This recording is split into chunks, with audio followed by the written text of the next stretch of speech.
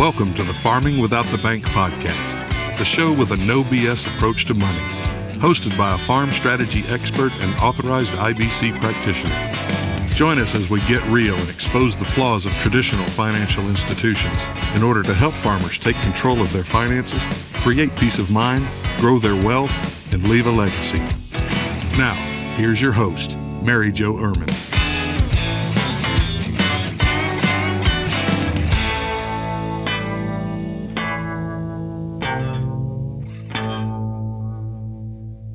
Hello, and welcome back to the podcast. Thank you very much for being here.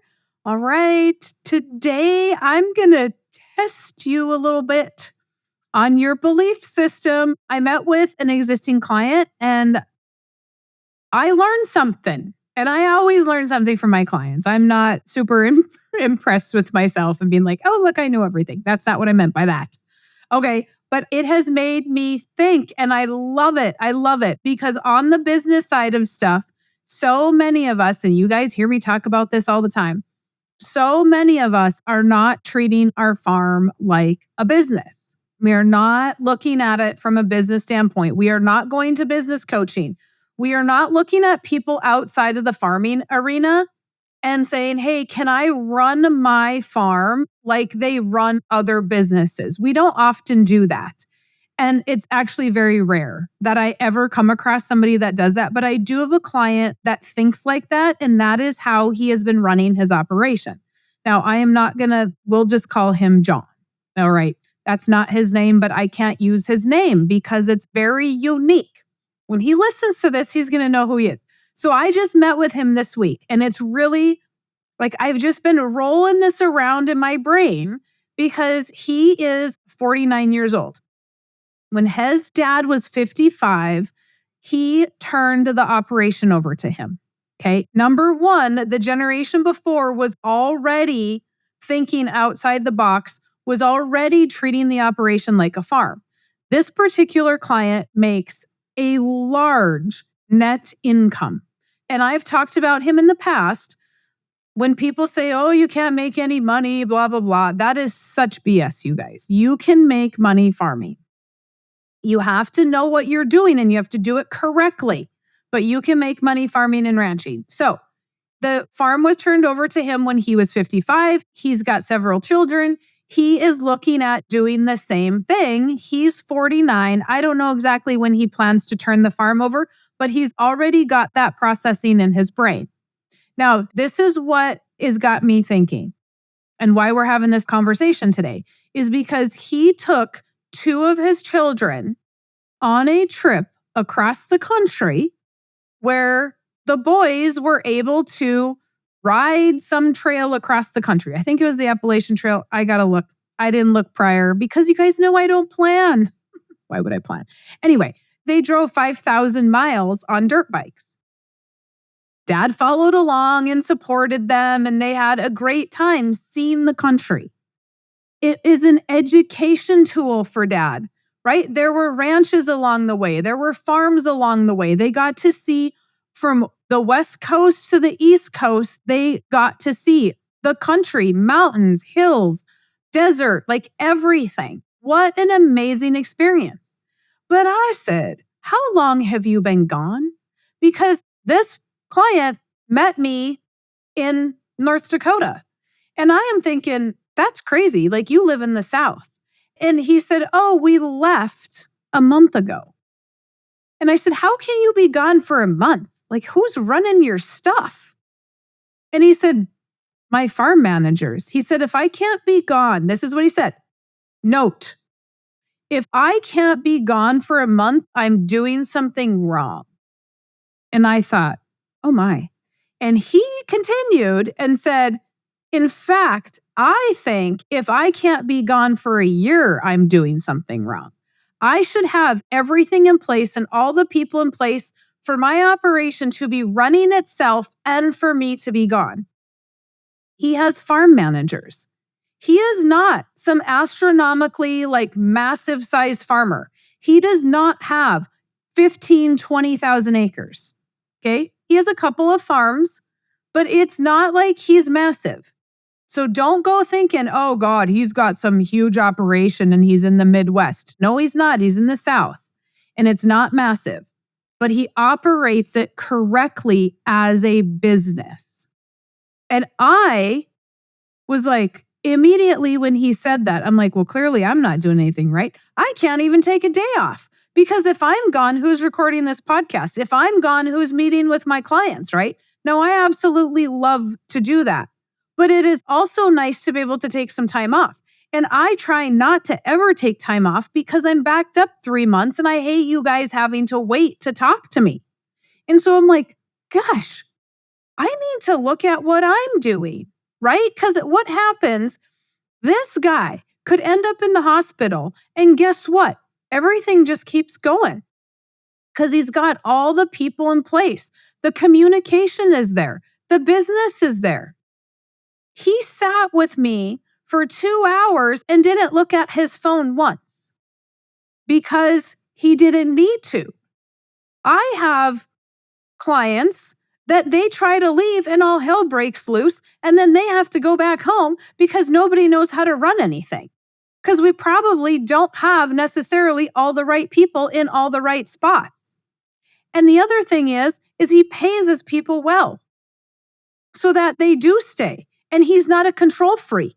So he says, if you can't, you should know how to run it. If you're going to be the ranch manager, you should know how to run it. I shouldn't have to be running it for you.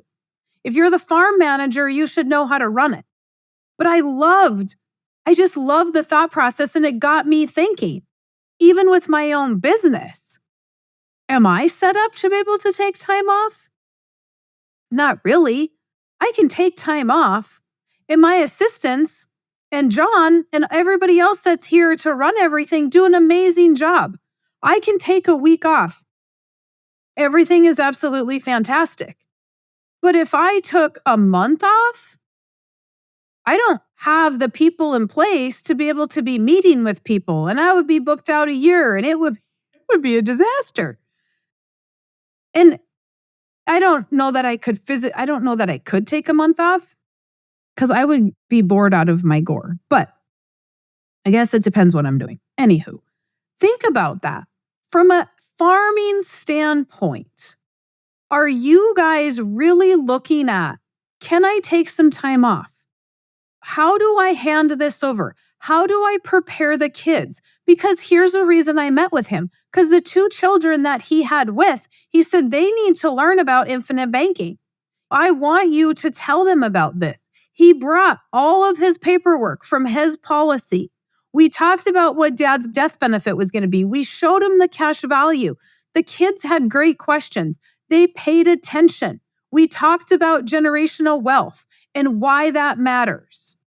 It was fantastic because he's sharing it with the kids. And I have a lot of clients that do that have their kids in meetings, but I have more that don't.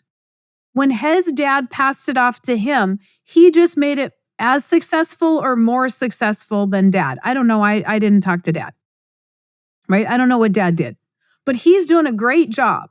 And now he's teaching the next generation how to do it as well. And he's going to teach them how to run it like a business. He's going to teach them how to think.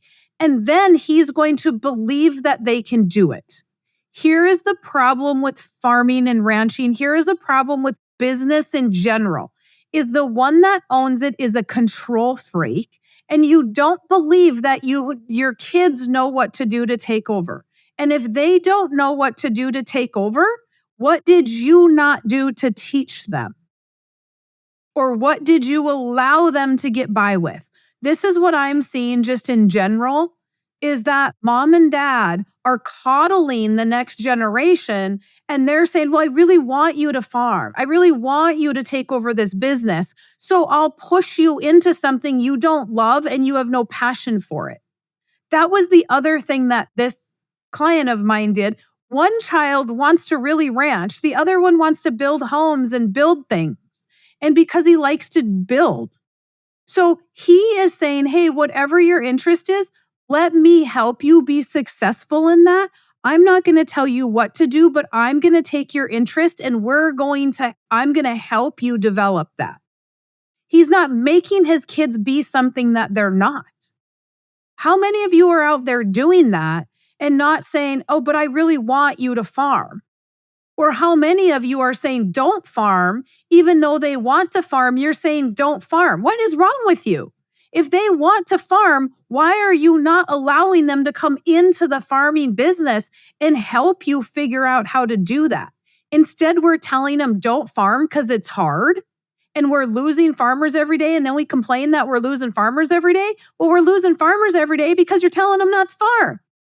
And you're not using what's the new technologies. You're not letting them bring new ideas in. You're not working together with them. So instead, it was hard for you. So you just automatically think it's going to be hard for them. I just got off a call with a very young couple that they're doing regenerative stuff. Mom and dad absolutely do not agree. Mom and dad lost the farm doing traditional farming. They're saying, hey, what they did didn't work. Let's look at something else. But yet we're being criticized for that. That is the traditional farming thought process. So it was so refreshing to have this meeting with my client and two of the kids. And it was so refreshing to see the kids' personalities being acknowledged and not criticized. I'm not saying this dad is perfect. He may criticize them later. He might have something to say for whatever. Like maybe he does. I'm sure nobody's a perfect parent. But at the end of the day, the kids were listening because they respect dad enough to do that. Are we pushing our kids into something they don't want? Are we pushing them away from something they want? As a parent, are we running that farm like a business? Can we leave for a month knowing our kids can take care of it? If our kids can't take care of it for a month, why? Are they in a position that is not perfect for them? I even see this in the infinite banking world. Kids that want to come in because, mom or dad, typically dad in the infinite banking world, dad is the agent. And dad saying, hey, you need to be an agent. You need to be an agent and keep my business going. But their kids don't have the passion for it. And we're bringing people into this industry without passion. You got to have passion for it. Hand it over to the next generation. And then guess what? You get to mentor them.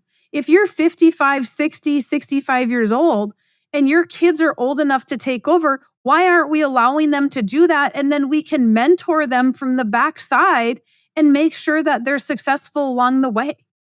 If we've done our job and we know our children's strengths and we know their weaknesses, then we can continue to build that together, or we can continue to watch them excel or whatever that looks like. But we're not doing that. But it was awesome because he made me think about even my own business and how I'm doing my own stuff. Because here's the thing, I have a lot of clients that their kids actually listen to them. And I'm like, how do you do that? How do you get your kids to be interested in all of this? Right? How do you make that fun? I don't know how to make anything fun because I just think stuff is fun and it's pretty lame to most people. I don't need to have a carnival around me and be entertained like a circus, right? I just think stuff is fun. That is not fun. And so I don't know how to make things fun and get the kids interested in it because it's not their interest. Now, I push my kids to say, hey, these are things you're interested in. Let me help you excel at that. I 100% agree with that. But it was just so awesome to see that he can step away from his operation for 30 days and pour into his kids so that they can excel in life in things they maybe want to do off the farm. Give them an experience that is off the farm. This same client is saying, hey, I want to go to Ranching for Profit. I want to take these kids to Ranching for Profit. I want to take these kids to buy-sell class. I want to take these kids to Mary Jo, what else should we go to? He's asking me, where else do I need to take them? What else can I pour into them? Right? He came to my client summit. He is all about learning all the time. And it's not just farming stuff. He looks outside at business. Robert Kiyosaki And he takes what Robert Kiyosaki has talked about and he puts it into the business model. And it doesn't matter if it's farming or if you have a pressure washing business. Ultimately, it doesn't matter. Farmers think it matters, but it doesn't matter because it's all about a profit margin. And how are we doing that? And what are our expenses and all that kind of stuff? Every business has ups and downs. Every business has volatility. How are we going to make sure that we have a profit and that we're managing that correctly? I love it. I wanted to share with you guys because it made me think, and I hope that it makes you think. And don't start with, I can't take a month off, Mary Jo. That's stupid. Can we talk about you taking 2 days off? Can we talk about you taking a weekend off? And then can we add to those days? It is not an all or nothing approach. Same with infinite banking. It's not all or nothing. Oh, Mary Jo, I need $3 million. You can't give me $3 million. I didn't say that it was going to be $3 million overnight. You didn't start farming 10,000 acres overnight. You didn't start with 500 head of cattle overnight. You slowly progressed. This is the same thing. I am sure he did not just one day wake up and say, I'm taking a month off.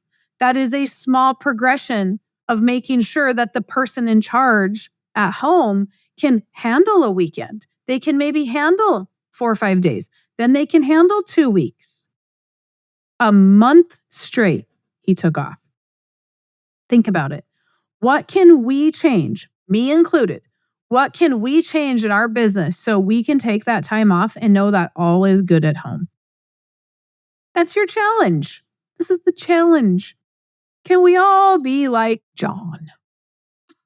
Okay, you guys, let me know comments, questions, concerns. Even if you think I am full of crap today, I really don't care. But you can email me about it if you want to. Otherwise, if you have not gotten the book, go to farmingwithoutthebank.com, grab your book, set up your appointment, and we'll go from there. All right, you have a fantastic rest of your day. Thanks for listening to the Farming Without the Bank podcast. We hope today's episode has inspired you to take control of your finances in new ways. Don't forget to check out our website, farmingwithoutthebank.com, and engage with us on our Facebook page, Farming Without the Bank. Join us next week as we smash more financial myths and empower you to accomplish your financial goals.